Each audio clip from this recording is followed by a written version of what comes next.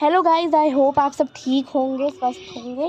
तो चलिए आज मैं आपको टूर करवाऊंगी थालेश्वर नाथ मंदिर का, जो कि मेरे ही गांव थालापार में स्थित है।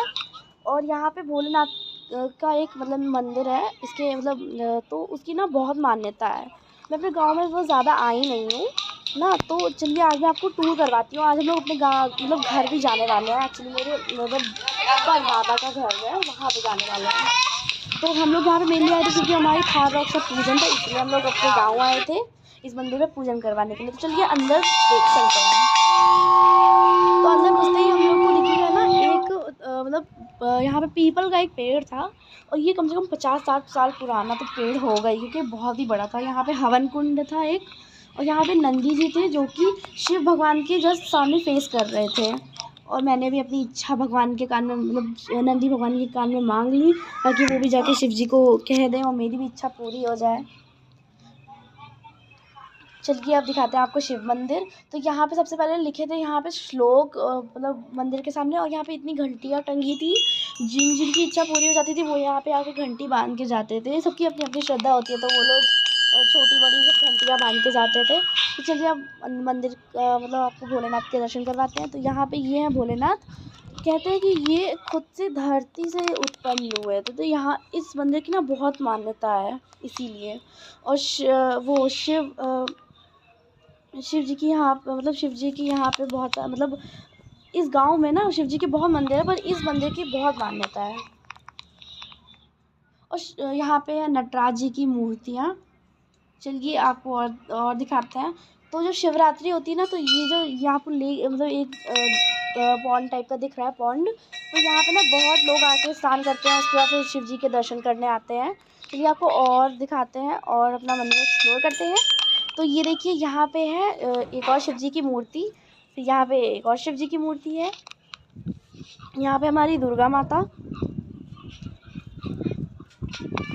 यहाँ पे श्लोक लिखे हैं बहुत सारे दीवारों पे। और यहाँ पे है हमारे राम जी, और उसके पहले थे हनुमान जी। और यहाँ पे है साईं बाबा और राधे कृष्ण। और यहाँ पे कहते हैं कि नागा बाबा एक रहते थे, जो कि मेरे परदादा के साथ ना बनारस से यहाँ चले आए थे, क्योंकि उनका मन नहीं लगता था। उनका मन पढ़ाई लिखाई में उतना नहीं लगता था, तो वो उनका मन ना ये पूजा पाठ में लग गया था, तो वो हमारे यहाँ पे आ गए थे। और अनफॉर्चुनेटली अब वो हमारे बीच में नहीं है, पर उनकी अभी भी पूजा होती है। जो मंदिर अभी बंद था, जो घर आपने देखा उसके अंदर ना उनका उनके खाने पीने के बर्तन और सब रखे थे। और यहाँ पे एक और हवन वाला कुंड है, बहुत बड़ा है। चलिए अब अपना घर दिखाते हैं आपको। तो ये है ना, ये हमारी पहली ये बहुत पुरानी हो गई थी। और वहाँ पे रसोई घर था एक्चुअली। और ये देखिए ये है हमारा मेन घर, जहाँ पे रहते हैं हम लोग अभी भी। तो ये देखिए ये क्रैक आ गया है, और अभी लाइक बंटवारा हो चुका है। तो आधा घर हमारे में से है, आधा हमारा मेरे पापा के चाचा के घर साइड में आया है। तो चलिए अब मैं दिखाती हूँ जहाँ पे मेरी दादी रहती थी। तो ये जो ग्रीन कलर का गेट आप देख रहे हैं, इसके अंदर मेरी दादी रहती थी, अभी भी मेरी दादी। और वहाँ पे वो इज्जत देख के बड़ी इमोशनल हो गई थी। और यहाँ रहती थी मेरी परदादी, मेरे पापा की दादी।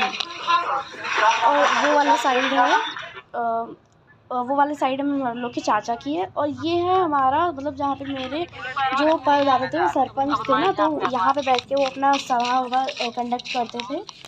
और यहाँ पे गार्डनिंग बहुत सारे ये देखिए अभी भी कुछ कुछ पेड़ यहाँ पे हैं। तो यहाँ पे बहुत सारे फूल पौधे भी बिठाए गए थे। और ये देखिए यहाँ पे ना गाय वाय होती थी, और उसके बाद फिर यहाँ पे भूजा जाता था। और वो हमारे चाचा का घर है, मेरे पापा के चाचा का घर है।